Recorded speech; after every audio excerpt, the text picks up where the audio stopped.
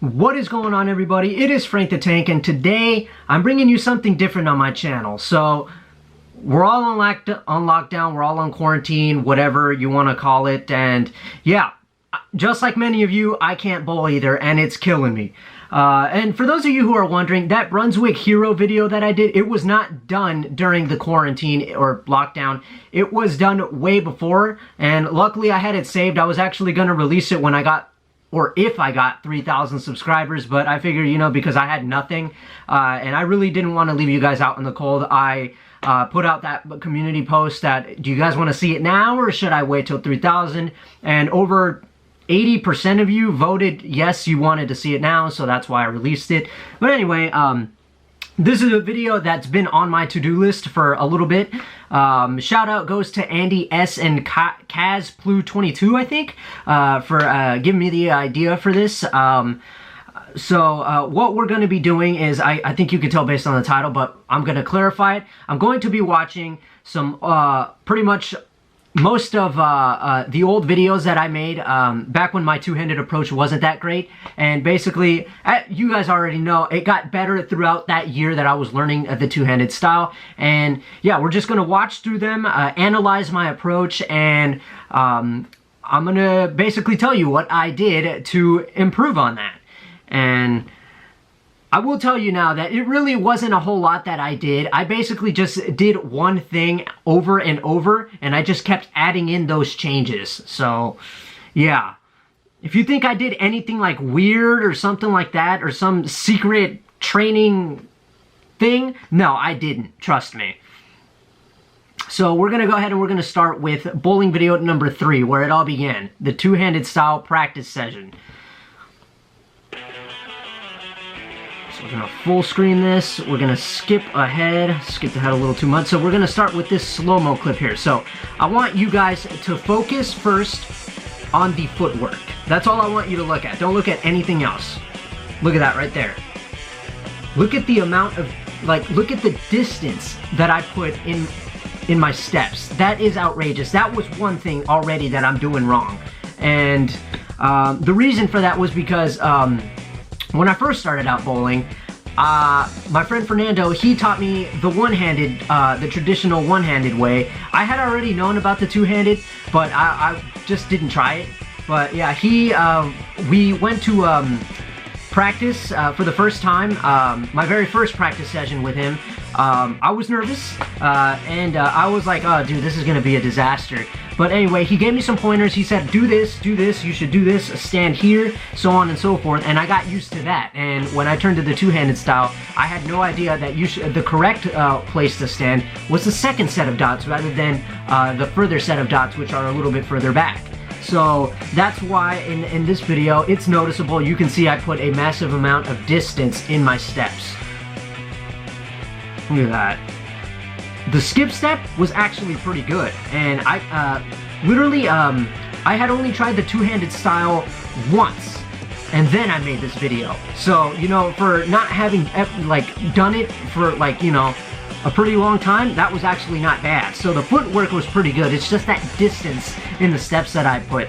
So here, I'll show you very quickly the correct way. So, and by the way, enter the Black Belmonte Spare Bowl. So I'm going to be showing you some things that I did right here. Unfortunately, I don't have a whole lot of space in my house, but yeah, we're just going to have to make it work. So just bear with me. But anyway, I'm not really sure if you can see down here, but here, let me see if I can actually... No, I think you guys can see pretty well. So, okay. The correct distance is maybe about that much, about 1.5 feet. In that video, I literally was putting so much freaking distance. It was ridiculous. No, incorrect. No, it should only be about that much. I want to say that that's maybe 1.5 feet, almost. So yeah, what I did was I basically, after I shot this video, I basically found out after doing some research that I was supposed to stand on that second set of dots. Nobody had told me. I was just watching videos of Jason Belmonte, and I saw that he was standing on that second set. And I was like, oh, I didn't know that. So I tried it. It felt awkward at first because there was very little room, and I was so used to having that room, but I knew that if I was going to get better, if I wanted to get better, I was going to have to do that. So what I did was basically like, I wouldn't necessarily call it a drill. I basically, you know, just stood at the second set of dots and just like, you know, slowed down my approach to the slowest possible, and I basically almost like broke it down into steps. Like, you know, I just went, okay, so that, and what I was doing was I wasn't just doing it, I wasn't letting my mind go blank. I thought about it and I was very careful. I wanted to like really feel what I was doing, if you know what I'm saying, because remember guys, the most important thing when you're learning how to bowl, you learn through feel. That's how it is, bottom line. Even if you invest in a coach, you learn through feel. And that is why I refuse to get a coach, because I mean, yeah, I will say the one difference with getting a coach is that you have that person by your side right there that can spot the things that you're doing wrong right off the bat. And they can tell you, you're doing this, that's wrong, you need to do this and you need to do that. But in the end, it's up to you. Because you learn through feel. That's all it is. So that's what I was doing. I was doing the approach, but I was putting that amount of distance in my steps. And I was like, okay, so this is how it feels to have that amount of distance in my steps. So I gotta try to like really get that into my approach next time. And then I kept doing it until I felt like I got used to it. And then I basically tried, you know, like going a little quicker in my approach, and yeah, that's basically what I did. I know it doesn't, I'm sorry if it disappoints you, but that's what I did. It was nothing special. So anyway, moving forward, I'm not sure if you guys noticed that. Hold on. Look at this, look at my left foot. We got a nice slide in there, and I was very fortunate that through the one-handed traditional way that Fernando was teaching me, I slid, and I guess that carried over to when I did this two-handed style.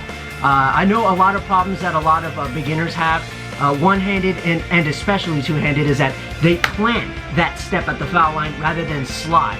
I was fortunate enough to just naturally slide.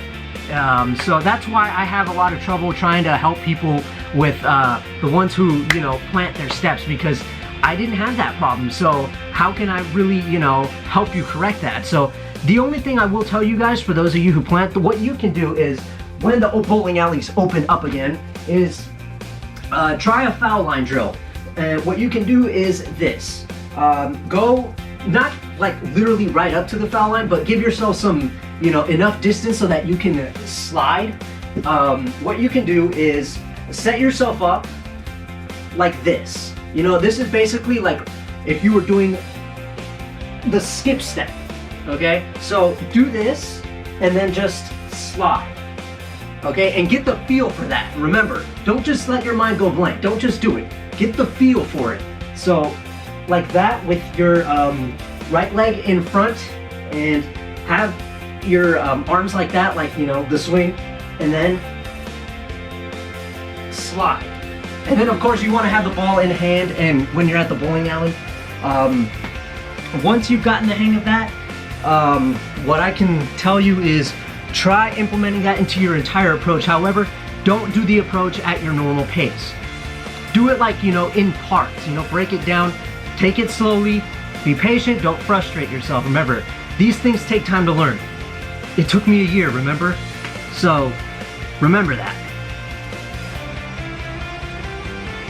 You see that right there? That was another issue right there. Take a look at my trailing leg, this leg right here, the right leg. It flicks up. That was an issue I had, and that is an issue I know a lot of beginners have. The leg flicking up, that is incorrect. But at the time, I didn't know it. So yeah, look at that, you see? My leg flicking up causes me to go forward. That and a couple other things, but mainly, you know, the trailing leg flicking up, incorrect. But it wasn't until, I want to say, the around the Phase 2 and the High Road Pearl and the Idle Pearl. It was around those times when the trailing leg started to get a little better and it didn't start to flick up like that.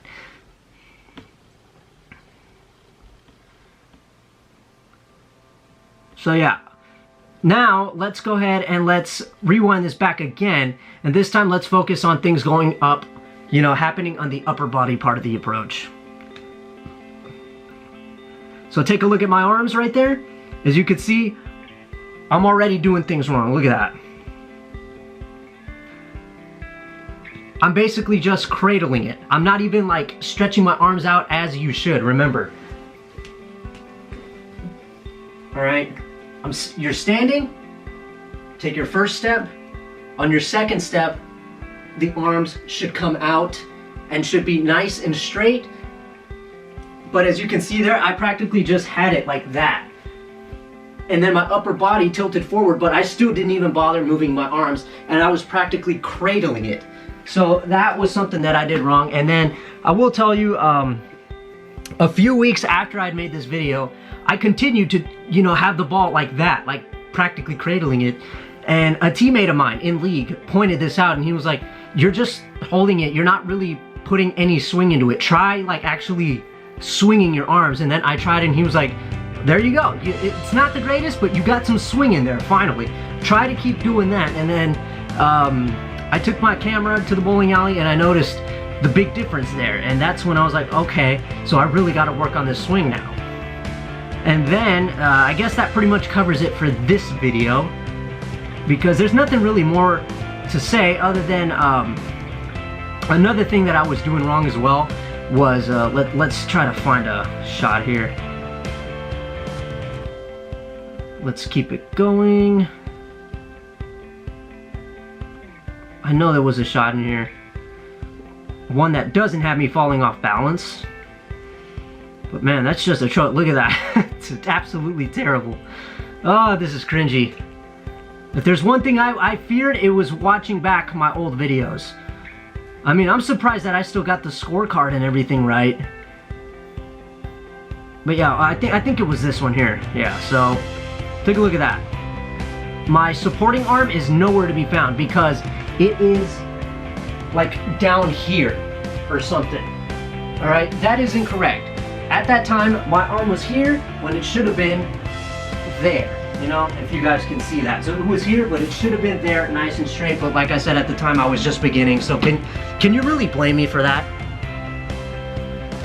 Okay, everybody, now we skip ahead 2 months later. So I had not filmed another video of the two-handed style until 2 months after I had made that first one. So the reason for that was because I didn't have any ideas of what I was going to do, and also I wanted to take that time off to like really work on that arm swing, and I think that was the only thing that I really spent that time working on, which really was a waste of 2 months because I clearly could have been working on a whole lot more. But I'm the type of guy that really likes to take things one step at a time and not do a bunch of things in one, you know.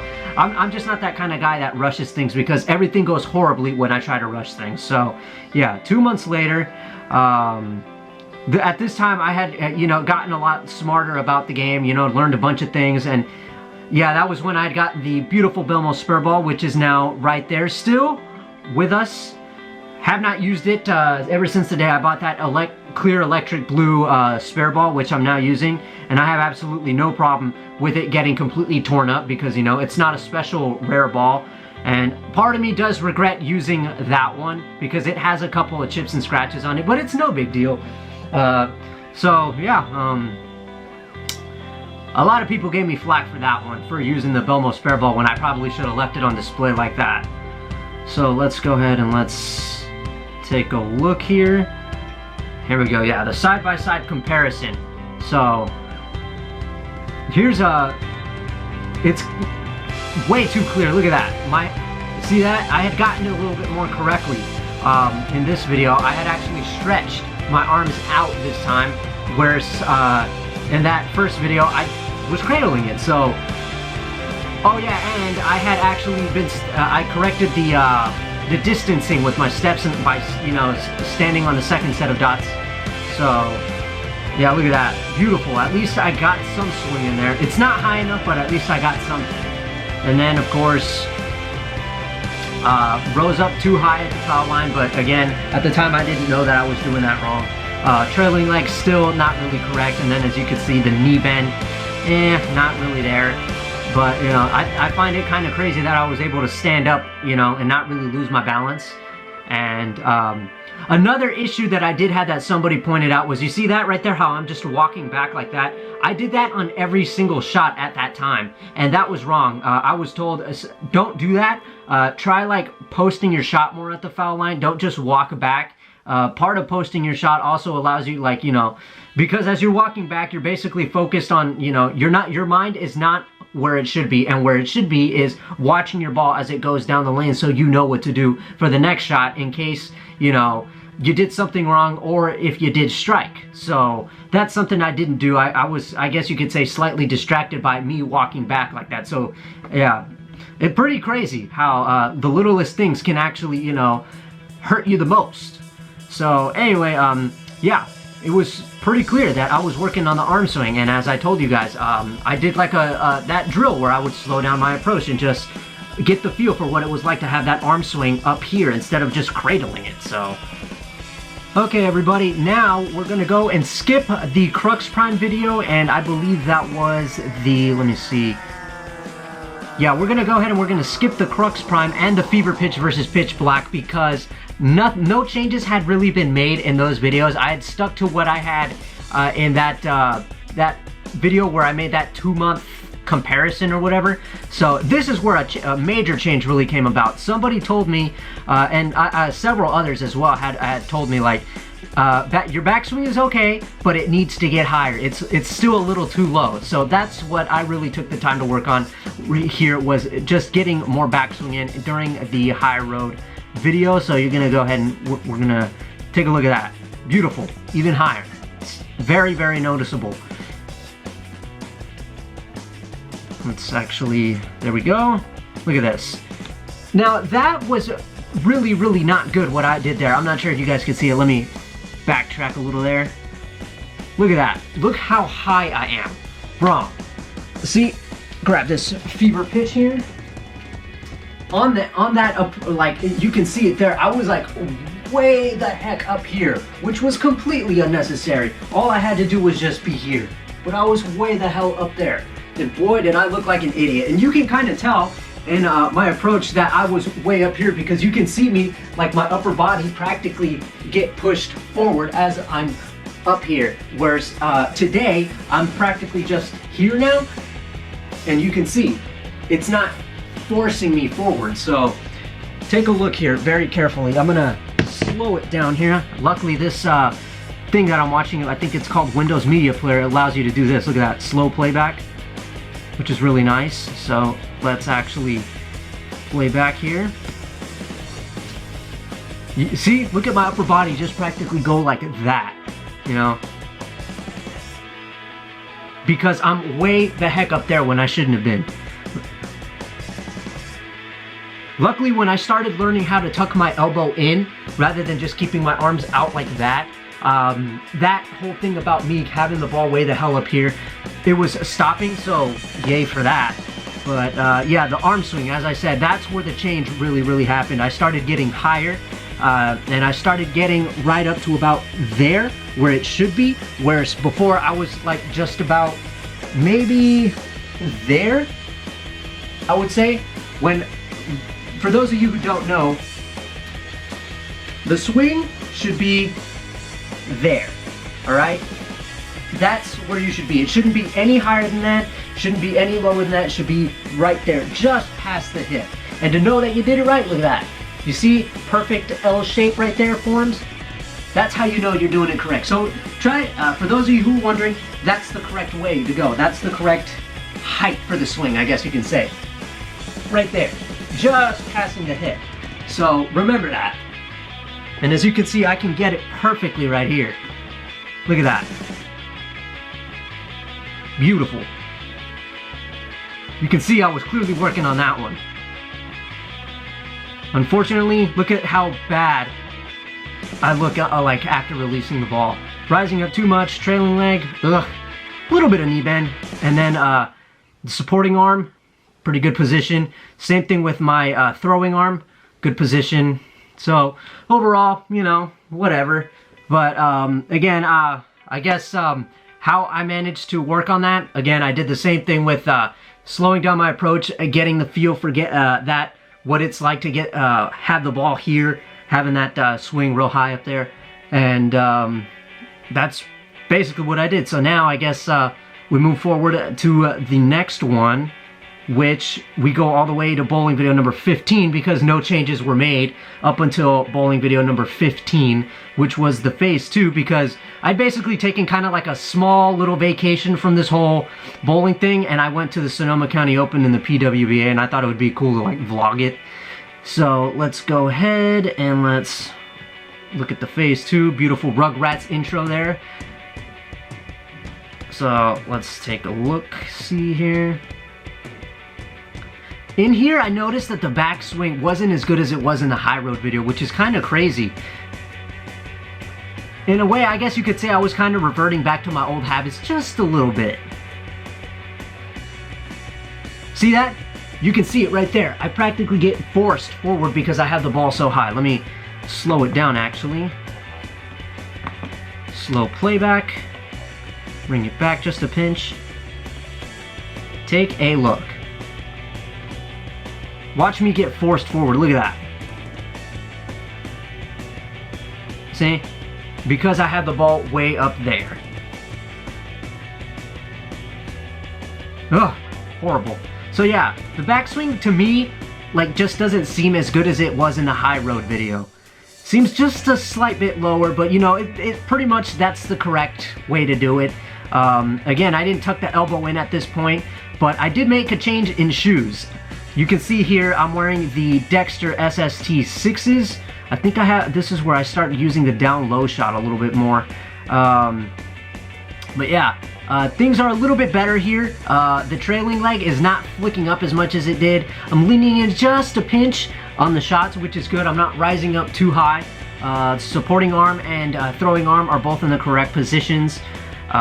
Footwork, I don't even have to talk about it because we all know that was correct from the beginning to the to this very day. So we're gonna go ahead and take a look here. Oh yeah, did I already talk about this? I'm not sure if I did. If I'm repeating myself, my bad. I forget what I just said. One very important thing that I didn't do that I should have done, but I didn't know it at the time, was that thing where I make I change my direction when I'm walking. I walk to the left instead of in a straight line. You can't see it here because I'm practically out of the shot, but that change in shoes, yeah, I'm wearing the Dexter SST 6s. I think that's what they're called. Yeah, the Dexter SST 6 LZs. That's what I was wearing. I like these shoes. I like the little design on them. And as you can see here, they're the little thing right there, it's gray. And if you've been paying very close attention, you'll notice that they're now kind of black and green. And a lot of people have been asking me this question. Are they custom made or something? No, they are not. Here's what I did. Take a look. Here they are. See? Dexter SST 6 LZ. Same old shoe that I was wearing in the phase 2 video. The only difference was you can see the green right there. Here's what I did, folks. I took a permanent marker and I literally just colored in all the parts that were white or gray or whatever that was. That's what I did. And it's funny because a lot of people ask me, dude, where'd you get those shoes? Are those custom? Like, I like the color. That's really nice. They're not custom, although I wish they were. And if I had the chance to talk to these people about getting a custom shoe, believe me, that's what I would do. I would make the entire shoe darker, like the black. I would make it dark black, and I would make this green because those are my colors. Those are my favorite colors. They're the colors that are on the pitch black, and you guys know how good that ball looks. So that's what I would do. I mean, the only person with a custom pair that I know of right now is Belmo with the golden pair, and he doesn't even wear those anymore because the new hot shoe out right now is called the Hybrid BOA SST 6. They're made by Dexter, and I hate those simply because of the way they look. I don't know about you guys, but when I look at those, I start to picture Crocs. I don't know why, but I just do, and I hate Crocs. So yeah, I mean, the only thing that I do like about the shoe, however, is the little knob on the back where you can tighten the laces rather than, you know, whereas with the ones I have now, you actually have to tighten them the way we all tie our shoes. So yeah, I mean, if I could, if I had the chance to make my own custom pair, I would make them black with the little designs on them green, and I'd add that knob on the back because I think that part is really, really cool. So anyway, yeah, not very much of a change here other than, you know, I guess you could say my shot posting at the foul line, my balance is a little bit better. I guess we'll skip the Idol Pro video because really it was the same thing, no changes were made. And after the Idol Pro video, somebody told me, that's when someone told me, do not rise up so high at the foul line. Try to get lower, try to really lean in a little bit more. And I think I had been warned about the knee bend, or like several times, but I guess I never really bothered to actually try to work on that. But here, I actually tried leaning in a little bit more. Yeah, the swing was good, footwork was good, trailing leg kind of went down just a little bit, you can see there. I leaned in just a little bit more. This is how I look when I'm throwing my spares now. And if you don't believe me, take a look, watch. See, remember this, all right? How I look right there. Remember that. And then let's go to my most recent video, which I believe is the nuclear cell. And yes, I have all my videos saved, if I didn't mention that already. Very important, save all your stuff. You never know if you might need it, you know? So let's actually go to a spare shot here. Man, I skipped too far ahead, didn't I?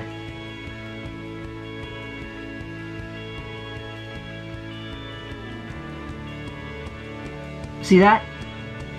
There you go.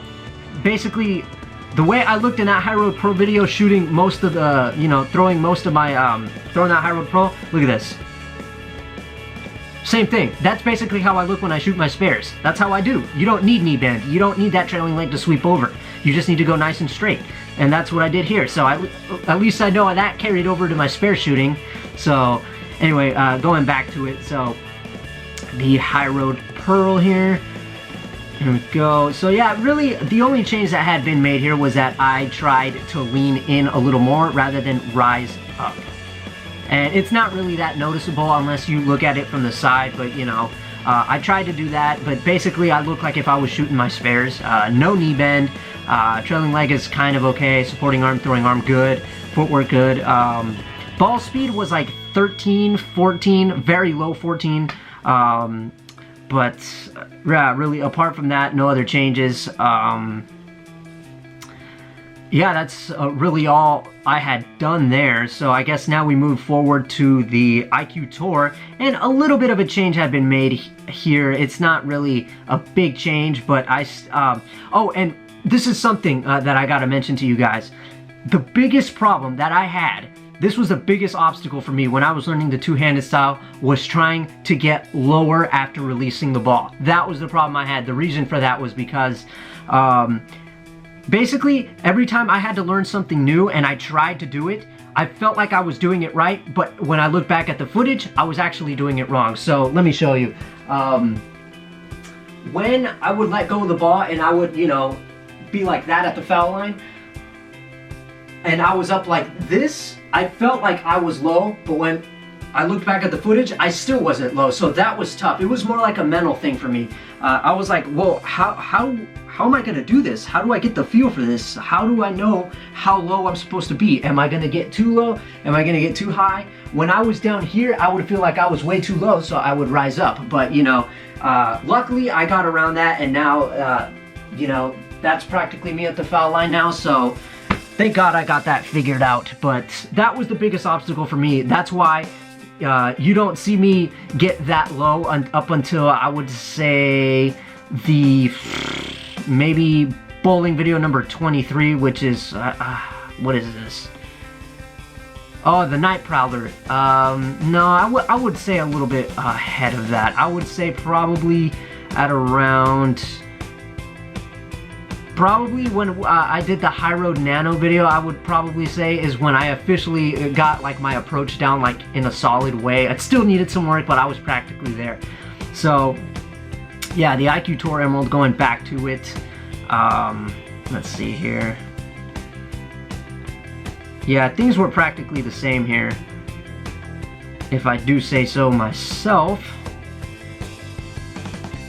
So the swing was still good, the trailing leg still flicking up. Somehow I'm able to maintain my balance. I was working on that knee bend a little bit, but I hadn't really focused on that.